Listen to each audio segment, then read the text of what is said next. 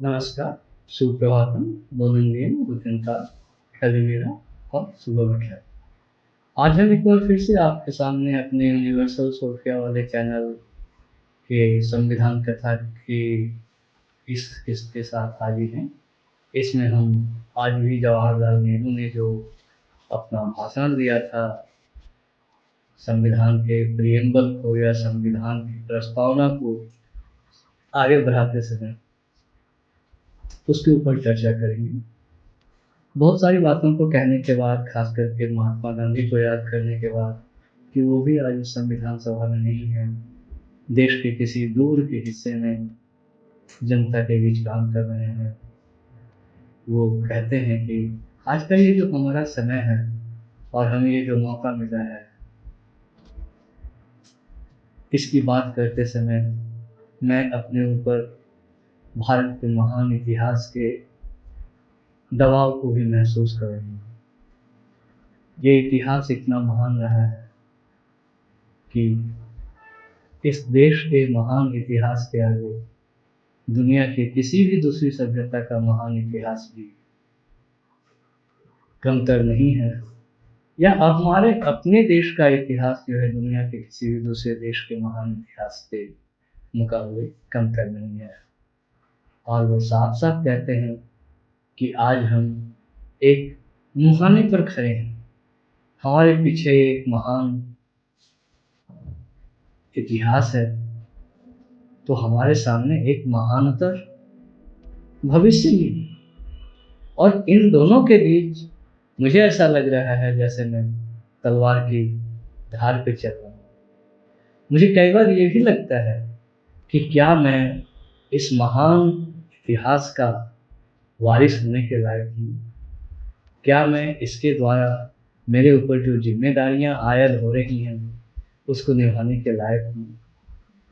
वो ये भी कहते हैं कि साथ साथ मुझे ये चिंता भी सताती है कि हमें जिस महान भविष्य की नींव डालनी है इस संविधान सभा में, क्या मैं उसके लायक हूँ?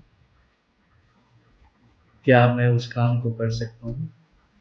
मगर साथ साथ वो ये भी कहते हैं कि इस समय में जीवित रहने का, इतिहास के इस समय में जीवित होने का एक आनंद भी है, उसमें एक जादू भी है। और वो जादू कैसा है? बड़ी अच्छी तुलना करते हैं जवाहरलाल, कहते हैं कि जादू वैसा ही है जैसे वो जादू होता है जिसे हम अक्सर हर रोज देखते हैं, यानी जब रात जो है दिन में बदलती है, धीरे धीरे धीरे धीरे धीरे धीरे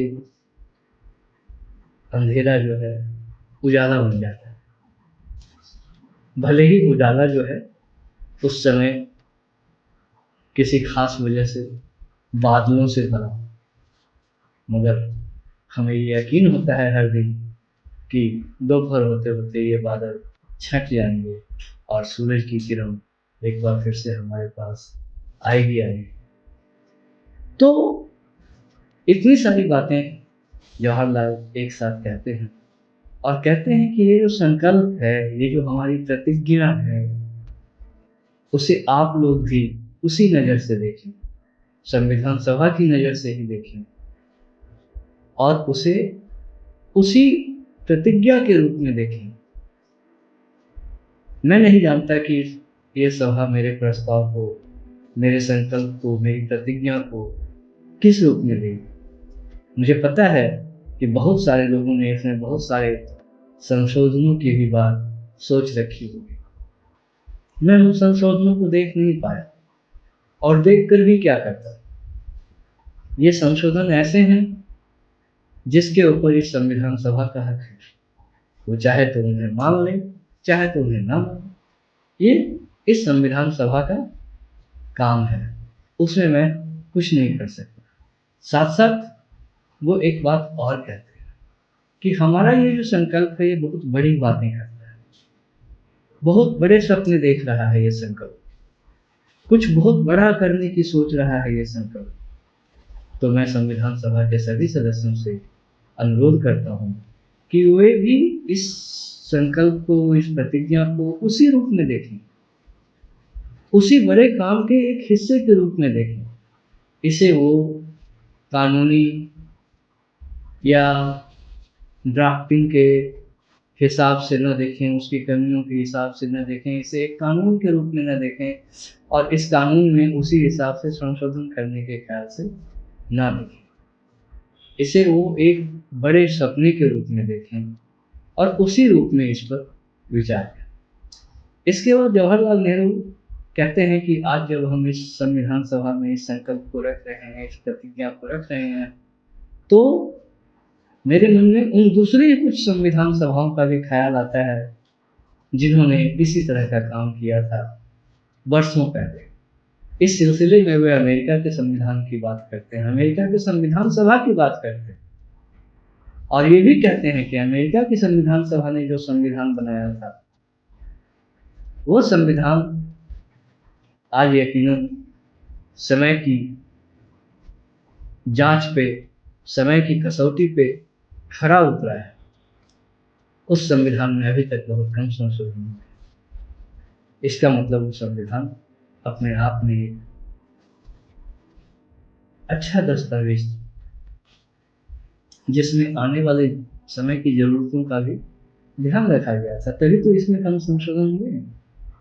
और इसके बाद वो एक दूसरी संविधान सभा की बात करते हैं जो कि फ्रांस की संविधान सभा थी, जो कि फ्रांस की क्रांति के बाद आई थी। आप सबको पता ही होगा, पता ही है कि अमेरिका की क्रांति के बाद फ्रांस की क्रांति हुई थी। ये अलग बात है कि दुनिया पर फ्रांस की क्रांति का जितना असर पड़ा, हालांकि वो क्रांति बाद में हुई थी, उतना असर अमेरिका की क्रांति का नहीं पड़ा। और फ्रांस की क्रांति के बाद जो संविधान सभा बनी थी उसने बड़ी मुसीबतों में अपना काम किया, बहुत दिक्कतों में अपना काम किया। उस संविधान सभा के काम के आरे में खुद वहां का राजा और भी बहुत सारे लोग आ रहे थे। उस संविधान सभा की हालत के बारे में जवाहरलाल नेहरू हमें ये भी बताते हैं कि उस संविधान सभा को तो अपना काम करने के लिए कोई कमरा तक नहीं मिला था, और जब कोई कमरा उन्हें नहीं दिया गया तो वे उसी भवन के टेनिस कोर्ट में आए और एक कसम खाई, जिसे आज भी हम ओथ ऑफ टेनिस कोर्ट के नाम से जानते हैं। तो उस टेनिस कोर्ट में उन्होंने ये कसम खाई कि चाहे हमें जितनी भी दिक्कतों का सामना करना पड़े, हम इस संविधान को बना कर, और आखिरकार उन्होंने उस संविधान को बनाया। और उस संविधान के आधार पे फ्रांस की जनता ने फिर और भी बहुत सारे काम किए और लगातार आज़ादी के लिए लड़ती रही, और आखिरकार फ्रांस की जनता ने संपूर्ण आज़ादी को हासिल कर लिया। तो ये होती है संविधान सभा की या उसके द्वारा बनाए गए संविधान की ताकत। और वो ये भी कहते हैं कि आज हमें भी ये कसम खानी चाहिए कि हम भी अपने काम को हर हाल में पूरा करें। हो सकता है कि कल को हमें ये संविधान कक्ष न मिले, हो सकता है कि कल को हमें ये सेंट्रल हॉल न मिले।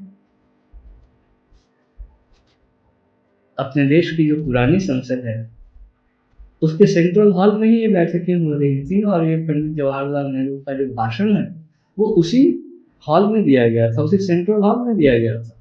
उसी की तरफ इशारा करते हुए जवाहरलाल कहते हैं कि हो सकता है कि कल को हमसे ये हॉल भी छीन लिया जाए, कहा जाए कि अब आप इसमें बैठक नहीं कर सकते अपनी संविधान सभा की, तो भले हम किसी पार्क में जाकर बैठे या किसी बाजार में जाकर बैठे, हमें आज ये कसम खानी चाहिए कि हम इस संविधान को हर हाल में बनाएं, और इसी ऊंचे मकसद के साथ हम हमेशा काम करते हैं।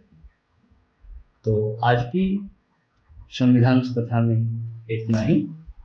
अभी इनके भाषण का कुछ और अंश बचा है, उसके ऊपर हम फिर अगली दफे चर्चा करेंगे। धन्यवाद। और अगर आपको हमारी बातें सही लगती हैं, कुछ हद तक जरूरी लगती हैं, तो इसे लाइक शेयर सब्सक्राइब करना ना भूलें। धन्यवाद।